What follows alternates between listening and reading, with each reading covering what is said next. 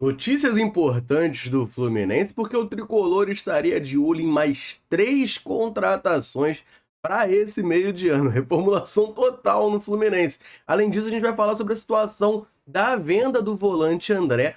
A proposta do Fulham expirou, então a situação está um pouco encalhada. O que vai acontecer? Será que o André vai seguir no Fluminense? A gente vai debater bastante isso nesse vídeo, além de uma informação bastante curiosa sobre a partida de ontem entre Fluminense e Bahia no Maracanã. O Fluminense mais uma vez, né, mostrou que aqui não é basquete, venceu por 1-0, tá ótimo, e conseguiu a sua 4ª vitória consecutiva no Campeonato Brasileiro. Então, torcedor tricolor, deixa o seu like nesse vídeo, se inscreva no canal, ative o sininho para não perder nada que a Central Fluminense traz para você, e depois da vinheta a gente vai falar muito de Fluminense.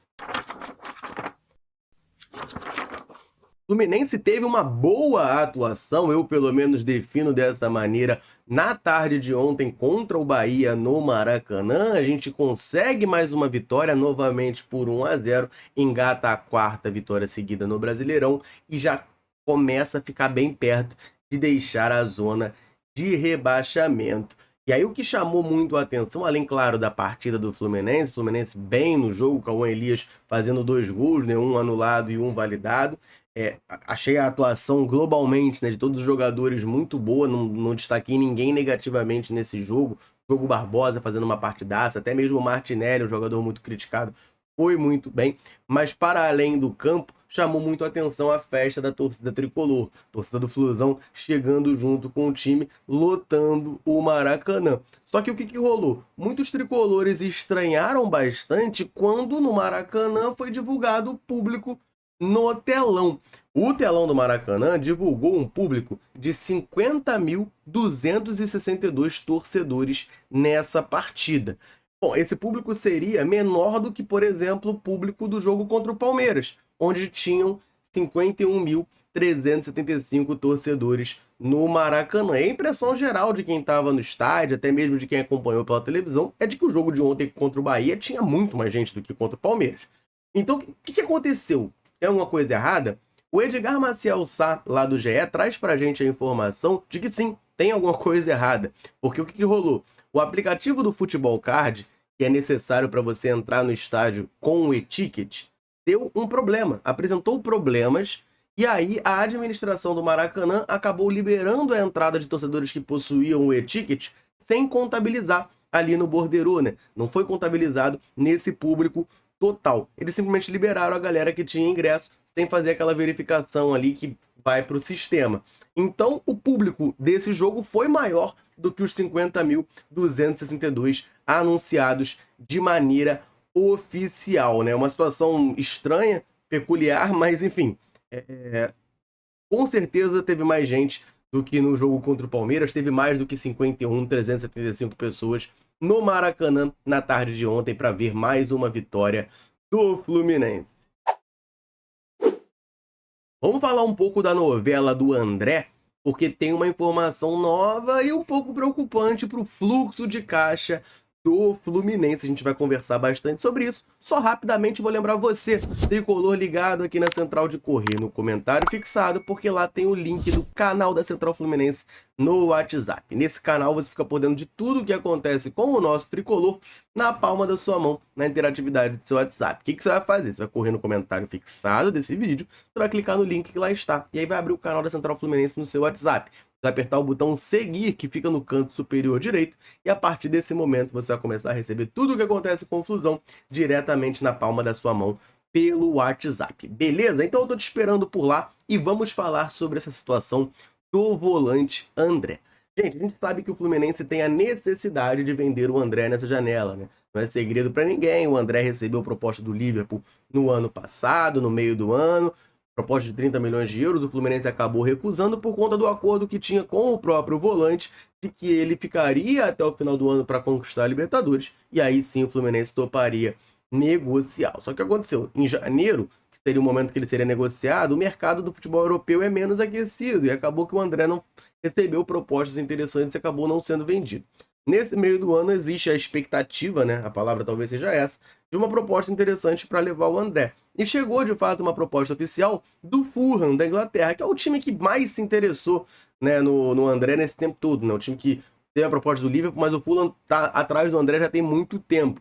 E eles ofereceram 25 milhões de euros, cerca de 156 milhões de reais, pelo jogador, e o Fluminense fez uma contraproposta, pedindo um valor maior de cerca de 30 milhões de euros, né? É importante frisar, a gente não sabe quanto que do montante desses 25 milhões de euros o Fulham ofereceu de valor fixo e quanto que seria de variáveis, né? Porque isso acontece muito nas vendas de jogador, principalmente que sai aqui do Brasil para a Europa. O cara tem um valor fixo e tem as metas que ele tem que cumprir. A gente lembra da meta do Luiz Henrique, por exemplo, no Betis, que o Betis tinha que ser campeão da Champions. Era uma meta muito difícil de ser alcançada. Então a gente não sabe nem quais são as metas e nem qual o valor. Então o Fluminense acabou, né, de certa maneira, recusando essa primeira proposta, fazendo uma contraproposta nova. Só que o próprio Mário Bittencourt já tinha falado em coletiva, né, que o Fulham não respondeu essa contraproposta. E o jornal O Globo traz pra gente agora de que a proposta do Fulham pelo André expirou. Então, assim, a proposta de 25 milhões de euros ela não tá mais valendo. Não vale mais essa proposta. Para o André ir para o Fulham tem que fazer uma nova proposta pelo André, e aí o Fluminense aguarda novas investidas, né? A gente trouxe ontem aqui a informação de que pessoas ali ligadas ao jogador, né? Essa informação veio lá da Inglaterra, pessoas ligadas ao jogador já não veem mais com tanto otimismo essa ida para o Fulham como vinham em outros momentos, né? O Fluminense agora vai aguardar novas investidas, vale lembrar que os clubes europeus têm mais ou menos um mês aí de janela para poder contratar jogadores, vai até o dia 2 de setembro, salvo engano. Então eles têm esse período ali para o André atrair interesse de algum clube europeu e vir aqui contratá-lo.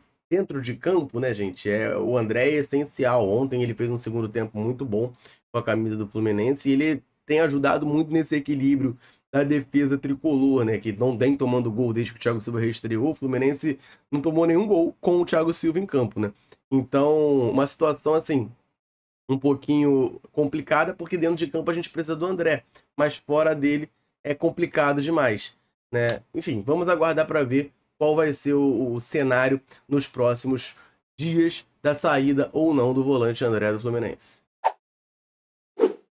Tem informação vindo de país vizinho aqui da América do Sul dizendo que o Fluminense está interessado em jogador importante, jogador conhecido do futebol espanhol. Pois é, gente, que papo é esse? Olha, teve uma situação nessa notícia que me estranhou, porque falaram que ele poderia estar em busca de um aumento aqui no Fluminense.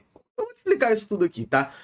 O El Diário, lá do Peru, trouxe pra gente a informação de que o Fluminense seria um dos interessados em contratar o Renato Tapia, lá, que é um volante que está livre no mercado após não renovar o contrato com o Celta de Vigo da Espanha, tá? O jogador de 29 anos também atraiu o interesse do Celtic, da Escócia, e do Union Berlim, da Alemanha. E a parte que mais me chamou a atenção, né, é que, de acordo com uma fonte próxima ao jogador, ele recebia 452 mil euros por ano, cerca de 2,8 milhões de reais, lá no Celta de Vigo. Isso daria 233 milhões de reais por mês. E que uma mudança para o Fluminense poderia acarretar num aumento salarial, de que aqui ele ganharia mais do que esse valor. E com certeza, tá, gente? Com certeza que no Fluminense ele ganharia mais do que esse valor.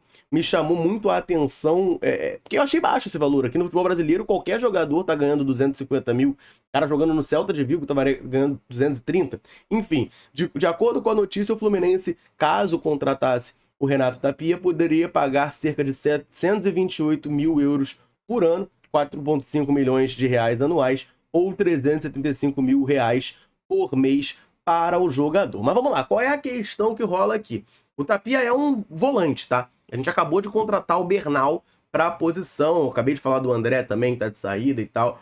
Então, eu acho até improvável que o Fluminense faça esse movimento nesse momento. Eu acharia ruim fazer? Não, não acharia, porque eu acho que o Fluminense precisa sim de um jogador para revezar ali com o Bernal, para substituí-lo em caso de necessidade, ou vice-versa, né? Você pensar que o André vai sair e vai chegar o Bernal, a gente não tem um primeiro volante reserva. Quem está sendo utilizado como reserva enquanto o Bernal não estreia é o Felipe Andrade, que não é um jogador da posição e eu nem confio tanto nele ali nessa posição. Então eu gostaria de ver o Fluminense contratando mais um primeiro volante. E aí o Renato Tapia seria um bom jogador, sim, né? Um jogador de bom nível de futebol espanhol, também passou pelo Feyenoord lá na Europa. É um bom jogador. mas acho improvável nesse momento que a contratação ocorra, porque o Fluminense já trouxe o Bernal, investiu uma grana no Bernal vindo do Defensor Sporting lá do Uruguai. Mas curiosa a situação, né? O cara ganhava um valor para jogador de futebol baixo, né? Lá no futebol espanhol. Isso me estranhou um pouquinho nessa situação. Eu quero que você, tricolor, deixe o seu comentário. Acharia uma boa a contratação de Renato Tapia, volante peruano de 29 anos? Comenta aí pra gente trocar aquela ideia. E segundo o jornalista, Fluminense está de olho em mais 2 gringos, mais 2 contratações para fazer nessa janela. Eu vou te contar tudo que está rolando nesse vídeo. Mas antes eu vou aproveitar rapidinho para dar uma moral para a galera tricolor, sempre ligado aqui no Central, sempre nos dando aquela moral, né? Em todo vídeo eu convido você que está aí nos assistindo a comentar aqui embaixo, dizendo o seu nome e de onde nos assiste. A gente gosta muito de saber até onde a Central Fluminense alcança nesse mundo gigantesco. Galera, chega junto, deixa o comentário e sempre que a gente pode, a gente vem aqui e manda aquele abraço. Nesse vídeo eu vou mandar um abraço para o Luiz Fagundes, de Campo dos Goytacazes, para o Robson, de Nilópolis, para o Sebastião Gomes, também de Campos dos Goytacazes, para o Ivan de Teresina, no Piauí, Alfredo de Angra dos Reis, da Mata de Petrópolis, Pira Sarmento, lá da Flórida, para o Valtemir, de Portugal, e para o Dirceu Gomes, lá de Lusiânia, em Goiás. Um abraço para a galera tricolor ligada aqui na Central Fluminense. Convite, claro, mais do que reforçado para você. Quer que a gente mande um abraço, um salve, citando o seu nome? Comenta aqui embaixo o seu nome e de onde você está nos assistindo. Combinado? Então vamos falar sobre essas informações que quem traz para a gente é o Márcio Nogueira, repórter do canal Ricardo Mazella, narrador. Ele traz pra gente que o Fluminense mira mais 2 gringos. O Fluminense nesse mercado investiu muito no mercado sul-americano fora do Brasil, né? O Inácio é brasileiro, mas jogava no futebol peruano. O Kevin Serna colombiano, jogava também no futebol peruano. O Bernal, que eu acabei de citar, uruguaio, atuava no futebol do Uruguai. E ainda existem negociações em curso do Fluminense com o Emiliano Gomes, atacante uruguaio do Boston River, o vice-artilheiro do Campeonato Uruguaio. Segundo o Márcio Nogueira, tem mais 2 gringos na mira do Fluminense, tá? Um deles é o lateral esquerdo Enzo Dias, de 28 anos, que atua no River Plate, e o outro é o César Pérez, meia de 21 anos, do Defensa e Justiça, um meia chileno do Defensa e Justiça. O César Pérez é um jogador chileno, como eu acabei de falar, atuou na Copa América desse ano pela seleção do Chile e chegou ao futebol argentino nessa temporada após passagem pelo União La Calera. Ele chegou bem recentemente, tá, ao Defensa e Justiça. Ele foi anunciado no final do mês de julho, mas o Fluminense estaria interessado então na contratação dele, que é um meio-campista de 21 anos, que, repito, jogou Copa América pelo Chile nessa temporada. Já o Enzo Dias é um jogador que, pelo menos para mim, é um pouco mais conhecido, tá? Um lateral esquerdo do River Plate.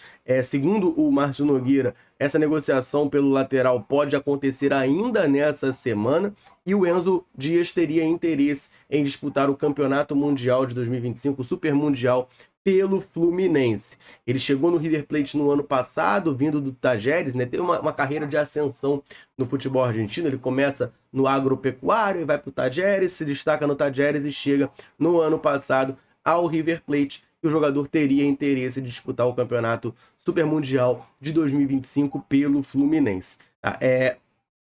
Vamos lá, falando do César Pérez, eu acho uma situação um pouquinho mais complicada, porque é um jogador que acabou de chegar no Defensa e Justiça, mais 21 anos, jogador de seleção chilena, claro que chama a atenção e agrada o movimento do Fluminense. Já o Enzo Dias, eu acho que hoje falar do Enzo Dias fica complicado, porque ontem o Diogo Barbosa fez uma partidaça, né? Para mim, o melhor em campo no jogo de ontem foi o Diogo Barbosa, mas ele é um lateral que eu não sou grande fã.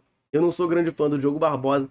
E assim, eu gostaria de ter um outro lateral para ser titular. O Mano Menezes vai utilizar o Marcelo no meio-campo. A Central trouxe essa informação de maneira exclusiva para vocês nos primeiros dias de Mano Menezes no Fluminense. E ontem ele confirmou isso em entrevista coletiva, né? Já tinha confirmado com as ações dele, mas em entrevista coletiva, pós-jogo, ele confirmou que vai utilizar o Marcelo como meio-campo. Então o Fluminense vai com as opções na lateral do Diogo Barbosa e do Esquerdinha. Eu queria ver o Esquerdinha ganhando mais chances, mas quem tem sido titular é o Diogo Barbosa, e a gente precisa ser justo. Eu não sou o maior fã do jogador, mas ele tem feito boas partidas recentemente. Contra o Palmeiras, no Maracanã, ele foi muito bem. Contra o Bahia, ontem também, para mim, repito, o melhor em campo por parte do Fluminense.